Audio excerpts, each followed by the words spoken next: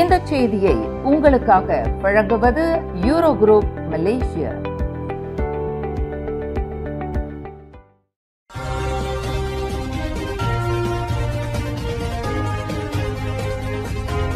வணக்கம். திசைகளின் 5 மணி செய்திகள்.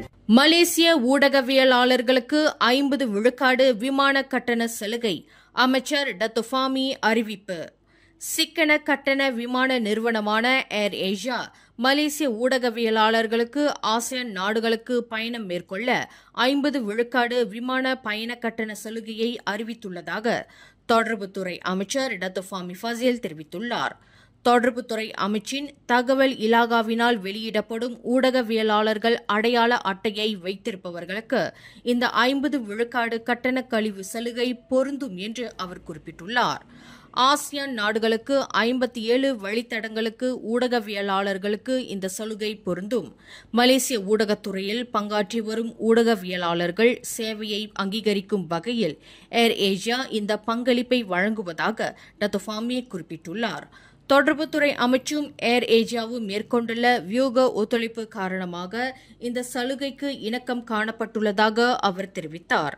இந்த பயண டிக்கெட்டுக்கான சலுகை வரும் டிசம்பர் 31ஆம் தேதி வரை திறக்கப்பட்டுள்ளது. பயணங்கள் அனைத்தும் அடுத்த ஆண்டு ஏப்ரல் மாதம் தொடங்கி செப்டம்பர் மாதம் வரை மேற்கொள்ளலாம். இது தொடர்பான முழு விவரங்கள் தகவல் இலாகா விரைவில் வெளியிடும் என்று டத்தோ ஃபாமி குறிப்பிட்டார். இன்று கோலாலம்பூர் உலக வாணிப மையத்தில் நடைபெற்ற ஹவானா எனப்படும் 2025ஆம் ஆண்டுக்கான ஊடகவியலாளர்கள் தின நிகழ்வில் வரவேற்புரையாற்றிய டத்தோ ஃபாமி இதனை தெரிவித்தார். செயற்கை நுண்ணறிவான AI சகாப்தத்திற்கு தயார்படுத்தும் வகையில் கிட்டத்தட்ட 4 லட்சம் ஆசிரியர்களுக்கு AI சாதனங்களை பயன்படுத்தி எவ்வாறு கற்றல் கற்பித்தலை மேற்கொள்ள முடியும் என்பதை போதிக்கும் பயிற்சியை மனிதவள அமைச்சு வழங்கவிருப்பதாக அதன் அமைச்சர் ஸ்டீவன் சிம் தெரிவித்தார். ஆசிரியர்களுக்கு AI என்ற தலைப்பில் இந்த பயிற்சி வழங்கப்படும். நாடு முழுவதும் 3,95,000 ஆசிரியர்களை உள்ளடக்கிய இந்த திட்டம் கல்வி அமைச்சுடன் இணைந்து போதிக்கப்படும் என்று ஸ்டீவன் சிம் குறிப்பிட்டார். ஆசிரியர்களுக்கு AI தொழில்நுட்ப திறன்களை வழங்குவது மட்டுமின்றி வகுப்பறைகளில் அத்தகைய தொழில்நுட்பங்களை பயன்படுத்துவது தொடர்பான நெறிமுறைகளை பற்றி ஆசிரியர்களின் புரிதலை ஆழப்படுத்தும் நோக்கத்தை இது கொண்டிருக்கும் என்று அமைச்சர் ஸ்டீவன் சிம் தெரிவித்தார். ஈரான் மற்றும் இஸ்ரேல் இடையே அதிகரித்து வரும் பதட்டங்களை தொடர்ந்து ஈரான், ஈராக் மற்றும் ஜோர்டான் ஆகிய நாடுகளுக்கு அவசியமற்ற பயணங்களை தவிர்க்குமாறு மலேசியர்களுக்கு அறிவுறுத்தப்பட்டுள்ளது. இந்த 3 நாடுகளிலும் வான் போக்குவரத்து பாதை மூடப்பட்டுள்ள நிலையில் அந்நாடுகளுக்கு பயணம் மேற்கொள்வதை தவிர்க்குமாறு மலேசிய வெளியுறவு அமைச்சான விஸ்மா புத்ரா வலியுறுத்தியுள்ளது.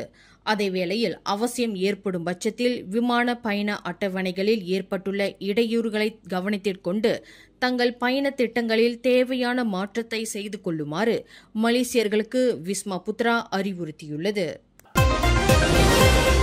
லபுவானில் வீற்றிருக்கும் திருமுருகன் கோவிலுக்கு கோலாலம்பூர் ஸ்ரீ மகா மாரியம்மன் கோயில் தேவஸ்தானத்தின் தலைவர் தான் Sri Dato doctor R Nataraja அதிகாரப்பூர்வ வருகையை மேற்கொண்டார். மலேசிய இந்து கோவில்கள் மற்றும் இந்து அமைப்புகள் பேரவையான மஹிமாவின் ஆலோசகருமான தான் ஸ்ரீ நடராஜா லாபுவான் திருமுருகன் கோவிலின் தலைவர் சுப்பிரமணியம் மற்றும் கோவில் நிர்வாகத்தினரின் அழைப்பின் பேரில் அக்கோவிலில் நடைபெற்ற சிறப்பு நிகழ்வில் கலந்து கொண்டார். இவ்வருகையின் போது கோவிலில் நடைபெற்று வரும் மேம்பாட்டிற்கு ஆதரவு நல்கும் வகையில் தான் ஸ்ரீ நடராஜா 10,000 ரிங்கிட் நிதி உதவியை வழங்கினார். தான் ஸ்ரீ நடராஜாவுடன் இவ்வருகையில் பங்கு கொண்ட மஹிமாவின் தலைவரான டத்தோ என் சிவகுமார் கூறுகையில், தேவார வகுப்புகள், இந்து சமய கல்வி மற்றும் கோயில் நூலகத்தை நிறுவுதல் உள்ளிட்ட கோயிலின் அழகிய உள்கட்டமைப்பு மற்றும் சமூகத்திற்கு திருமுருகன் ஆலயம் ஆற்றி வரும் பங்களிப்பை வெகுவாக பாராட்டினார்.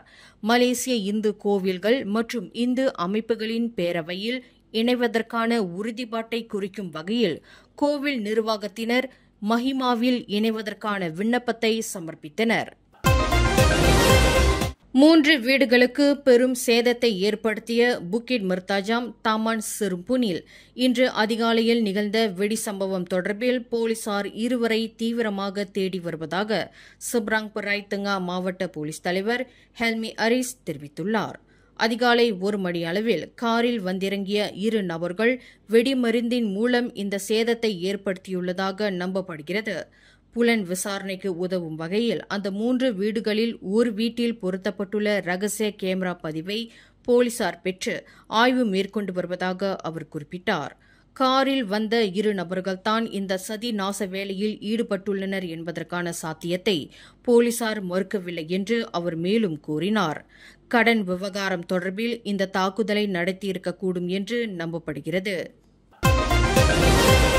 2 வாகனங்கள் சம்பந்தப்பட்ட விபத்தில் ஆடவர் ஒருவர் உயிரிழந்தார். இவ்விபத்து கொத்தபாரு ஜாலான் மாச்சாங் கொல்லக்கரை சாலையில் நிகழ்ந்தது. இதில் ஹோண்டா அக்கார்ட் காரில் பயணித்தவர் இடிபாடுகளுக்கு இடையில் சிக்கி சம்பவ இடத்திலேயே மாண்டதாக தீயணைப்பு படையினர் தெரிவித்தனர். குஜராத் அகமதாபாத்தில் நிகழ்ந்த ஏர் இந்தியா விமான பேரிடரில் உயிர் இழந்தவர்களின் எண்ணிக்கை 274 பேராக அதிகரித்துள்ளது.